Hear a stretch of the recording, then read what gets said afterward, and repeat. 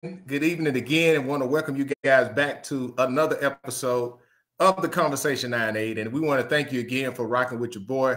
And we keeping this going strong for another week. I'm super excited. Not only that I'm excited about the opportunity again, because I don't take it lightly, but I'm just so excited about just another opportunity to just sit down and have a conversations and start a conversations and keep this thing going. Sharing this like I usually do, so we can go get right on into it. Won't be long before you tonight, but again, make sure you share this. Let somebody know that you're tuning in. Let me know where you're watching this from. Tonight's topic is going to be a real deep and good topic. And I was in thought about it. This one came to me a little bit late today. I ain't gonna say today, but it came a little bit late as far as with just the idea. But besides all of that, we're going to get right into it. With the topic of tonight. But again, we're at episode 127. We continue to move on. I thank you guys so much. And it means a lot to me. My mom, mom is always there supporting me. She said hello. She's sitting in the den doing some administrative work right now, I would say. Getting some things together. But we're going to go right into the topic tonight because it's a real good topic. Real good topic. But tonight's topic, what we're getting to start to talk about tonight is, learning to acknowledge and overcome the dangers of loving someone from a place of pain. And one of the reasons why I wanted to talk about that tonight is because there's two things that is important to the topic that I'm speaking on.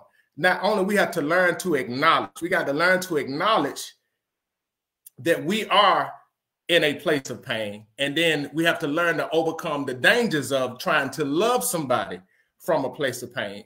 And the reason why those two are so vital is because so many of us, we don't even realize, or we haven't even acknowledged or realized that we are trying to do our best, but we don't understand why we can't come out of that level of dysfunction to try in our lives of trying to love and be authentic, because we're trying to love someone from a place of pain. And when you love someone from a place of pain, it's going to be contaminated with dysfunction. It is. It's going to be contaminated with a lot of different things that's going to curb that growth or curb the purity of that attempt to love somebody from that place. And it's deep. This thing is deep, and it's all part of the big overall thing that I've been talking about on this show for a long time. That it's all part of getting to a space to where we can heal and we can be made whole. And have you ever just thought about, and throughout the Bible and biblical teaching, and through the ministry of Jesus, that question was asked, will thou be made whole? Will you be made whole? And as I think about a lot of it, as I sit down and I ponder on that, one of the things that stand out to me with that is, why is Jesus asking that question of will you be made whole? And the importance of that means that it is, you can't live an abundant life, or you can't live your life or maximize your potential if you are not made whole. It's like you're trying to live a life from trying to pour from a cup that got holes in it, which you will lose so much. And being whole is saying, I'm gonna patch up all of these holes, patch up all of this pain, patch up all of this stuff that may be hurting me, so that I can grow and blossom and live my life to the abundance and to the fullness of its potential. And once we get to a space, that space, I will tell you, is so much, life is so much more enjoyable. It is so much more enjoyable. But the critical thing with all of that is this: being made whole, or getting to a space of healing, or overcoming a traumatic experience, or overcoming a pain, or overcoming a disappointment, or just overcoming the things in your past, all boils down to you making a decision to choose to do so. And I know it can be hard, but so many of us, we attempt to try to love somebody by putting that get our strength from that love and build it on the foundation that's of pain. And when we build it on the foundation of pain, what ends up happening is we develop a lot of unrealistic, and it's unstable. We don't have stability in it because it becomes so conditional that we condition everything that we do based off of something catering back to us, our liking. And we wonder why we can't build, or we can't grow, or we can't fully experience it. And we try to understand that, but the reality is that's why it's so hard. That's why I say we need to learn not only to acknowledge, but to overcome the dangers of loving somebody from a place of pain. Now, this is a thing that we often overlook. You know, we often overlook this out of a way of trying to look good, but this is the truth. When we are hurt, it's so easy for us to try to act like we're not hurt.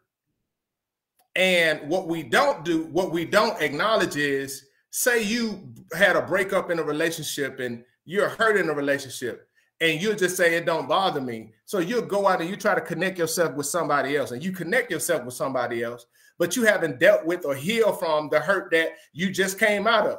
What you typically end up doing is going into the next relationship, trying to put your best foot forward, but you still wounded on the inside from the pain and the trauma, and you never got to the bottom of it or never made peace with it. So you're trying to love that next person with your best effort, and you can be given maximum effort, but that maximum effort would never be good enough because you got so many holes in the background, because you didn't take the time enough to deal with and heal from the pain that you came from. So you're trying to love them from a place of pain, and it's not fair to them. It's not fair to them at all. It's not fair. Miss Robinson said, good evening. Larry, what's going on? He said, good evening. And my mom made a comment. She said, he didn't ask, do you want a particular item removed, but be made whole? And that is so key and critical. And I'm glad you brought that up, Mom, because in the story in the Bible of the woman at the well, the thing that stood out to me the most in that story is the dialogue between Jesus and the woman. And the woman was come for natural water. And it's funny how Jesus set the conditions, right? So it was just him and her so they can have a one-on-one. But when she came up, he said, hey, the water, basically, he said, the water you trying to drink, I can quench that thirst in your heart. And then he went down to the root. He went down to the source. He said, the man that you with is not, he said, where's your husband? And then she began to say, blah, blah, blah, all this stuff. He said, the man you with is not your husband. He was speaking to her deep-rooted needs and the things she needed to heal on, because she had a reputation of running from man to man because she was trying to love from a place of pain. And trying to love from a place of pain really leaves you open and vulnerable, because you're trying to fill a void that you thinking that the love you receive from the other person will fill it, but it won't fill it. It will only leave you feeling empty. It will leave you feeling empty, and that is a dangerous place to be in. But what I love about that story the most is the fact that he got her to see that where her source of her pain was. And he got her to a place to where she can be made whole. And from that encounter, she went back and started telling everybody. And it's funny how people would, even other folks would know you and know of your business and know of those things and talk about you, but they won't say anything about you being made whole. But when you go to be made whole, then now everybody want to talk. But it's really about, you could care less about what anybody else got to say once you get to a space to where you are at a place where you can realize that, you know what, I'm coming from a place of pain. And this, listen, I'm telling you, this is the thing that a lot of people don't like to talk about, but it really needs to be talked about. It really do. So a lot of us attempt to love people from a place of pain, and we don't even know that we're doing it. What we try to do is we try to suppress the thing that hurt us, and we try to give other people the best that we know how to, and we get frustrated because we are like, well, why is it not working, or why is it not good enough? But we also put our, we condition, right? We condition so much based off of what we're willing to give to the other person. We're so conditional on it because it's conditioned based off of if they are meeting our needs or if they're catering to the things we need to help us avoid our triggers, and because we don't want to deal with the pain in which we're trying to love them, the space in which we're trying to love them from. And that's not fair to them. That's not fair to them at all. But many of us do it, and we don't even know that we're doing it. We do it to our spouses. We do it to our kids. We do it to those significant others that we're in relationships with. And we try to, and then have the audacity to try to understand that, wait a minute, we have the audacity to feel like the other people are wrong. But we don't even want to acknowledge that, you know what? Yeah, my daddy hurt me because he wasn't there. And when he said he was going to be there, he wasn't there. So now you in a relationship with a man, and you in a relationship after relationship after relationship, and all of them in on the same term because you have unrealistic expectations, because you expect the man to compensate that you're with, to compensate for the failures of your father, or the failures of your mother, or the failures of other people who may have disappointed you. And many of us do that. That's why I say it's dangerous. It's a dangerous place to attempt to try to, that's why it's important to acknowledge and learn to overcome that, because it's not fair to the people that we connect ourselves with. It's not fair. Laramie said the term is emotional intelligence. That is so true. Now, a lot of us, and Laramie, that is so true. This is the other thing. A lot of us, we sit around and we try to act like, you know, we good, because we lie to ourselves so much and try to convince ourselves to the point that we're trying to say, I'm good, ain't nothing wrong with me. But we don't understand, like, why we won't take the time to do the inventory to realize, like, why all of my relationships suffer. You know, why do I, and we try to champion it as if this is our personality, but it has nothing to do with your personality. You know what I'm saying? Your personality is really, you just try to use that as a defense mechanism for you won't deal with the reality or your insecurities. So we just say, oh, this is just how I am. They just got to adjust to me. No, you just need to heal. You need to take that time to deal with what is it that is causing you to operate from this place of dysfunction. Why do you always feel like you got to be in control of things? Always have to cater to you or cater to how you want things so that you can be comfortable in a relationship. Is a relationship simply evolving around you? No, it's not. It's about both people, everybody involved benefiting. But the sad reality is we really don't like doing it because it calls us to be held accountable. How you doing, Mom? Miss Elaine Harris said hello. Hey, Mama, how you doing? Roberta said, Miss Roberta said, but does the word actually say she had problem with men? No, the word didn't say she had problem with men. What I interpreted from that was the fact that it wasn't the problem with man. It was how she was using man to fill a void. And the same thing I can speak from just from my own personal perspective, my own personal experiences. See, loneliness, I would tell you this, loneliness is key. Loneliness is a dangerous place to be in, because when you're lonely or when you have a void in your heart or for something, in which I had a void in my heart because of the issue that I had with my father, and it took me a while before I came to terms with it. I was trying to fill that void through sexual promiscuity. And I was trying to use that as a way to compensate from the pain compensate the pain that I was feeling on the inside. And it took me to having an encounter with God, for God to reveal to me that was what I was doing. So I saw that from that perspective, that he was just saying, hey, the man you with ain't your husband. What you're seeking is not in that. What you're seeking from man is really in me. And that's the power. And that's what I got from that, and what I'm speaking to it about what God was saying in that situation. No, he didn't say she had a problem with man, but he was speaking towards her using that to fill that void. So that's what from that.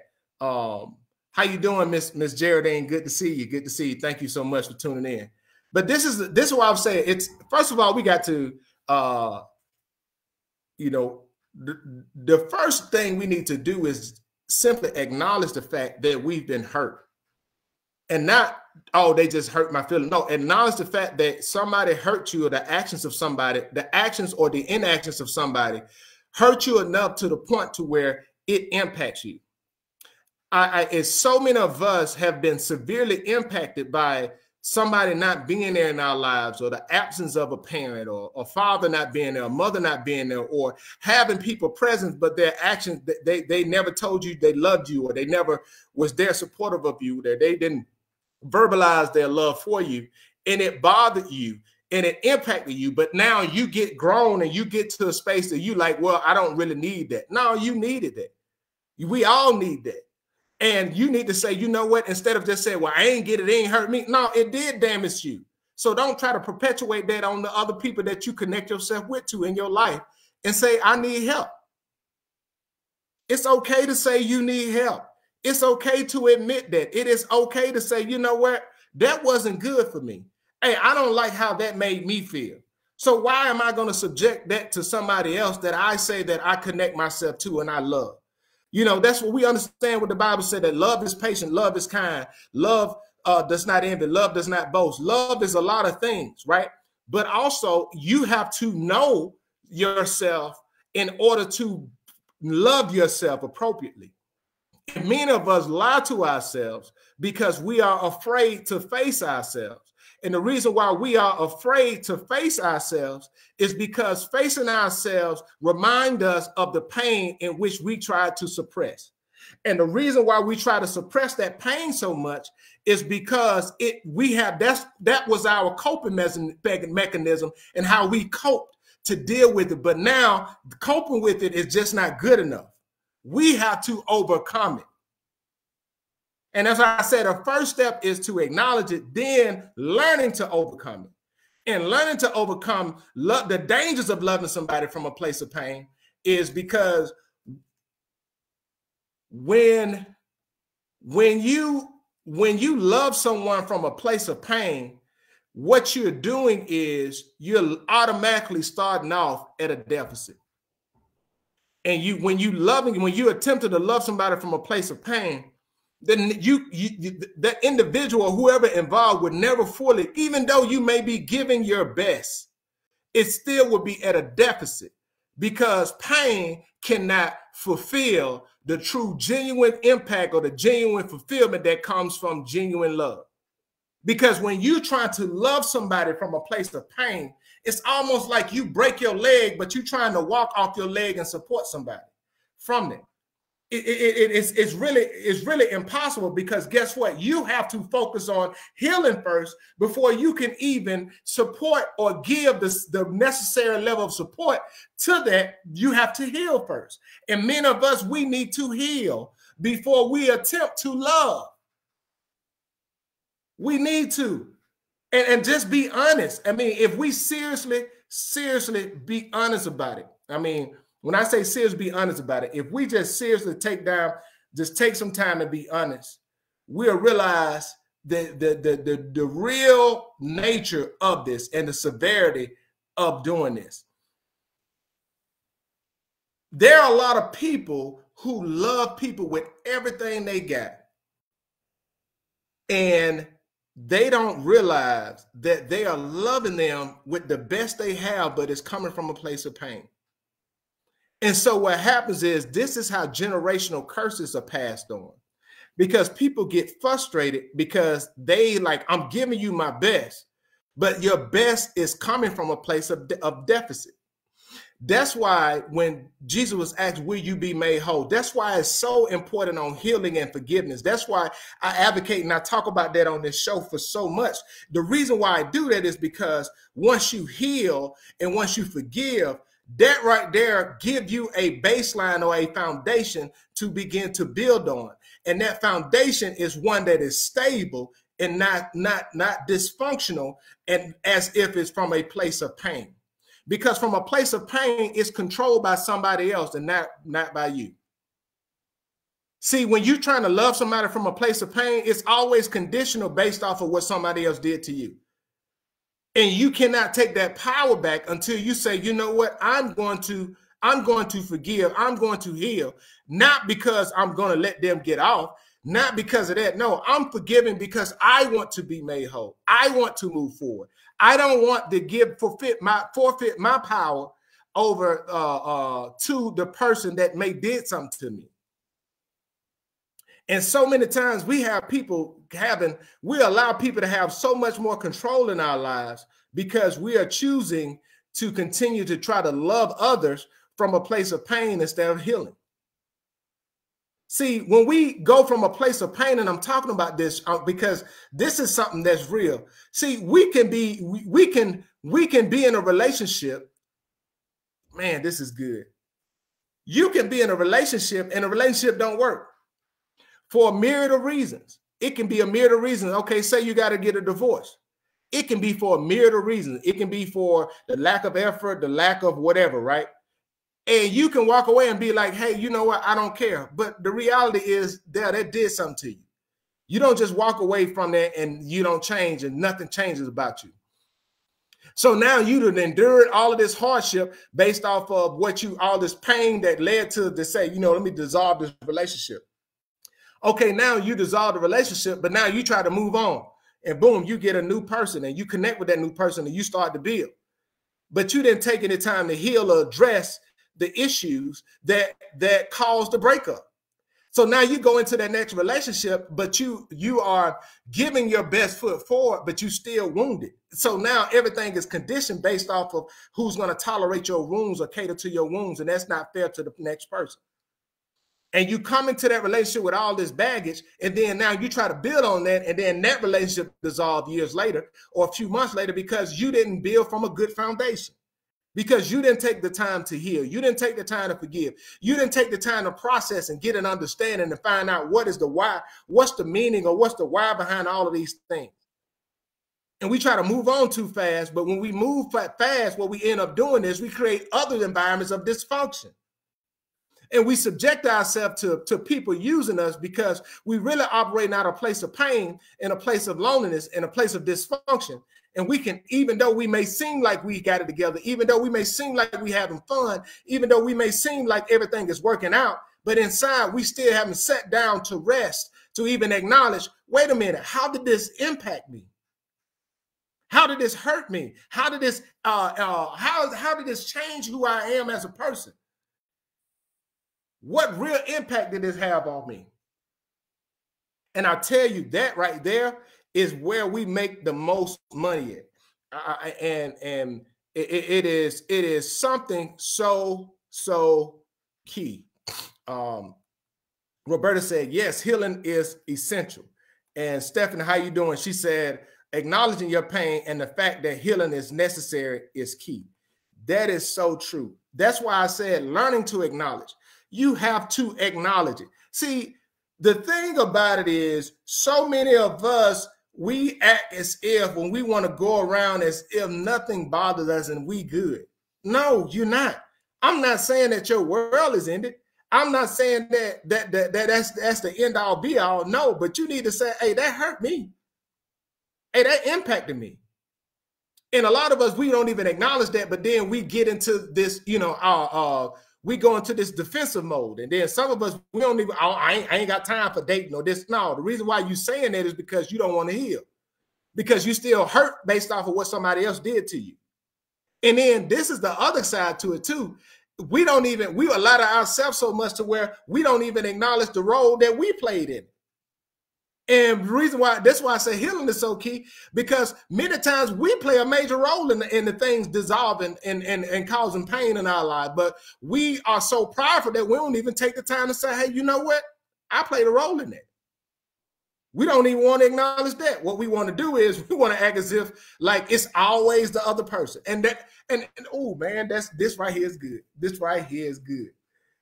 When it's always the other person, when you have a mindset that it's always the other person, 9 times out of 10, you are running from and not acknowledging the role that you played in something dissolving or relationship not working or something to that matter. Because no matter how much, if 2 people are involved in something, it don't just dissolve on its own. A lot of times things dissolve because people come in with the wrong motives. A lot of times we don't know how to communicate. A lot of times we just weren't taught how to do, or other times is we overlook those clear signs in the dating phase or in the beginning because we kept saying, you know, giving people the benefit of the doubt. But the reality is those signs was there. We just overlooked them. And then now we want to play like we the victim because we committed to something that we didn't take the time to acknowledge or address before we committed, before we went all in. And there ain't nobody's fault but ours. And we can sit down and we can try to say it. We can blame it. We can talk about it. But at the end of the day, if we really be honest and start, seriously be honest with ourselves, especially when you talk about being in relationships, those that may not have worked, what role did you play? See, this is the stuff. Like a lot of things we tried. A lot of things. This thing is good, man. I'm enjoying this conversation tonight. But a lot of the times, and what we try to do is we'll try to justify things that we prioritize in relationships and try to justify our pursuit of those things as if it is justification for the things that may have led to the dissolve of the relationship, right? And this is what I mean by that. We'll prioritize our jobs. We'll prioritize our friends. We'll prioritize a different organization. We'll prioritize service in church. We'll prioritize serving the community. We prioritize all of this other stuff that lead to neglect in our relationship. Or we prioritize our kids. We prioritize what they're doing. We prioritize all of these things to try to justify that, all because we don't want to slow down and deal with ourselves. We don't want to. We want to use that as if it's justification for neglect, which lead to the dissolving of relationships. But we have to acknowledge and take full responsibility of the role we played in it. That's critical. That is so critical. You know, a lot of people. I'm telling you, a lot of people, listen, man, this thing, neglect is so rampant right now because of selfishness. Neglect is so rampant because of selfishness. We don't want to acknowledge the fact that we are selfish. We just try to justify our selfish of our pursuit of our own selfish things. Your job is not a justification for you to neglect your family. Your job, your kids is not a justification for you to neglect your spouse. Your interest is not a justification. Your pursuit of money is not a justification. And don't try to say, well, I'm just trying to make this money for. No, you're doing that for yourself.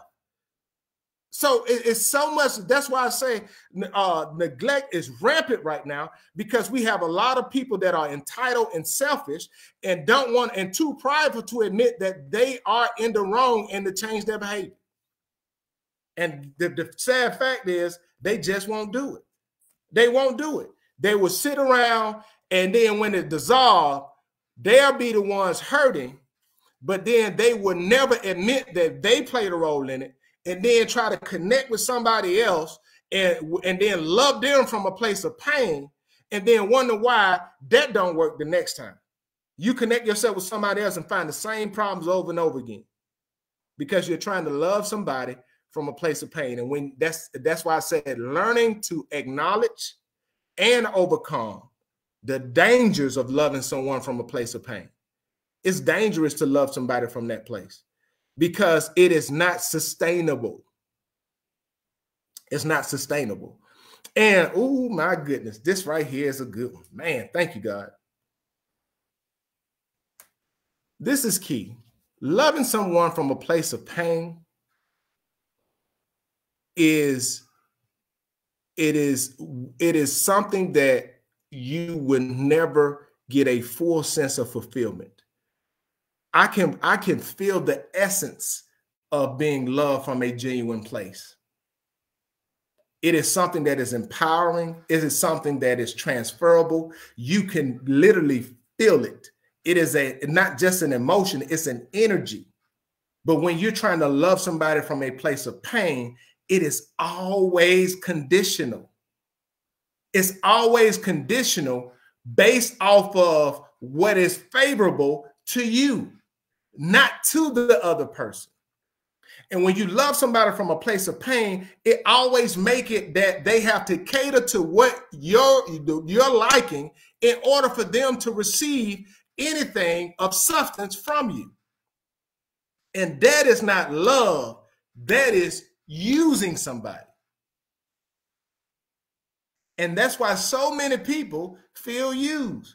That's why so many people feel that today, simply because They are loving somebody from a place of pain, and they got all of these conditions. They set all these conditions that people got to do this, this, this, this, and this, and they got to meet all these things. And then you do something when you feel like it. No, you're using people to cater to your inability to deal with the reality that you are hurt.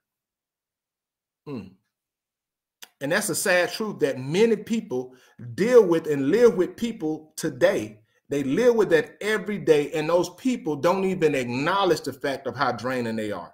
They don't even acknowledge the fact that, you know what, I'm taken from these people that I can depend on.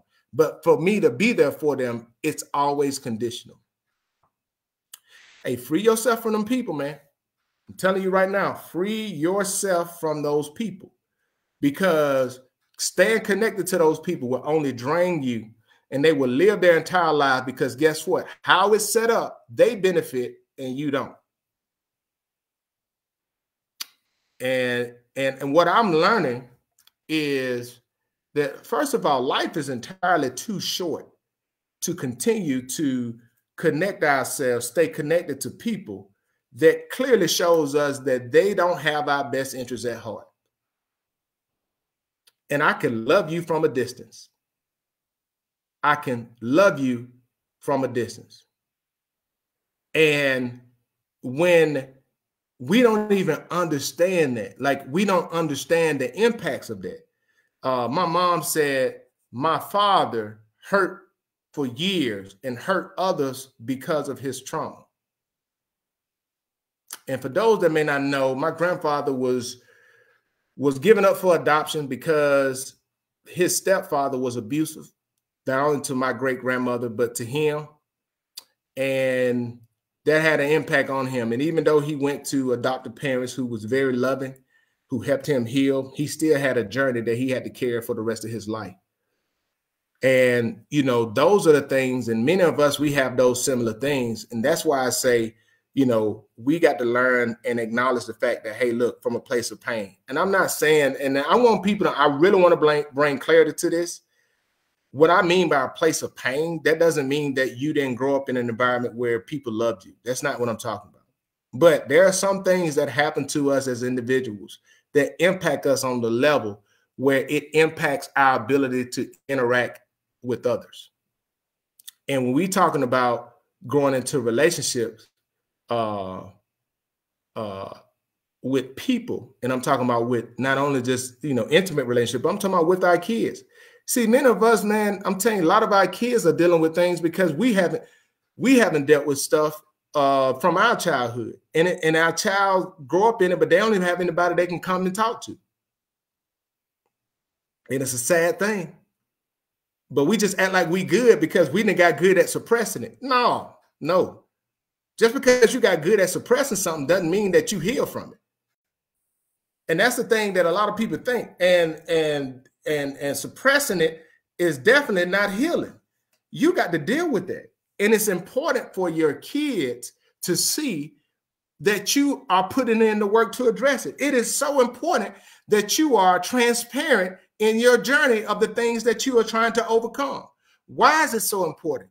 Because our kids suffer in silence on things that they see us deal with, or they be trying to figure out, why am I dealing with this? But we so prideful to say, guess what? Hey, guess what? Hey, man, hey, I'm going to let you know, this is some things I struggle with. And you know how helpful that is? Our kids are dealing with depression. Our kids are dealing with suicidal ideation. Our kids are trying to figure things out as young adults, and we walking around here letting them suffer in silence because we're too prideful to admit that we got these issues. And all the thing we have to do is just say, hey, look, I want to let you know I understand and I've been there. We don't realize just how much that will help them. And all because we're too prideful, because we suppress it and we good, and we done got involved in the church. We serving on the usher board, we singing in the choir, we doing all of these things, and we join these sororities, and we doing community services, and we doing all of these great things, and we're accomplishing feats, we're accomplishing goals on our job, we're doing a lot of things, we're starting businesses, we're making money, we got all of these things, and we still or trying to run from our trauma. Listen, man, this is a channel of healing. I accepted that. I will continue to talk about topics like this. I hope this was really helpful to you guys tonight, because it was something that came up. Got it last night. God gave it to me to talk about, and I'm glad that I did talk about it. I think I may probably need to come back and address it some more. Let me know if y'all want me to talk about some more stuff. Also, reach out to me some things you want to discuss, because I'm more than willing to have these conversations. But again, man, go and like me, support me on my social media platforms. You see at The Conversation 98, YouTube, The Conversation 98, on Instagram, TikTok at Conversation 98, Facebook, The Conversation 98. Also, I'm sorry, that was Twitter, TikTok at The Conversation _98. Go like and follow. And, you know, I look forward to talking to you guys. I really do appreciate you more than what you know. You guys definitely hey, thank you. I appreciate that. I really do appreciate that. These are things, you know what, I would say this, these are things, my whole thing, and God laid this on my heart, this is stuff that we really need to talk about. This is stuff that people really deal with and trying to overcome, but we don't talk about it outwardly, especially in the church, outside of the church, because when we start talking about healing and all this, you know, it's a place of vulnerability that a lot of people don't like to be at. And I fully have taken on just trying to do my part with talk about things that I'm inspired to talk about, because there's so much thing that I had to fight to heal. I had to fight to forgive. I had to fight to gain an understanding of why. And you know, my life, I'm not one to champion. Like, I had to grow up in all these hardships and I had to overcome this, that, and the third. Man, I had a lot of things that I was blessed in a lot of ways, but that still doesn't mean that I had to deal with and overcome some things. So that's why I'm always advocating to have these conversations. And like Stephanie said here, have those hard conversations, because those hard conversations are what leads us to healing. And when we healing, I'm telling you, that's where the peace, the Philippians 4:7 peace, they say the peace that surpasses all understanding, that's where that peace come in at. That's where we can truly experience our life, an abundant life. You know what I'm saying? Where we're not we're not being controlled by the actions of the inactions of our past. And we're taking full autonomy and full accountability and full responsibility of our life going forward. And my desire is for all of us to live an abundant life. So you guys have a great and wonderful weekend. I appreciate your support. God bless.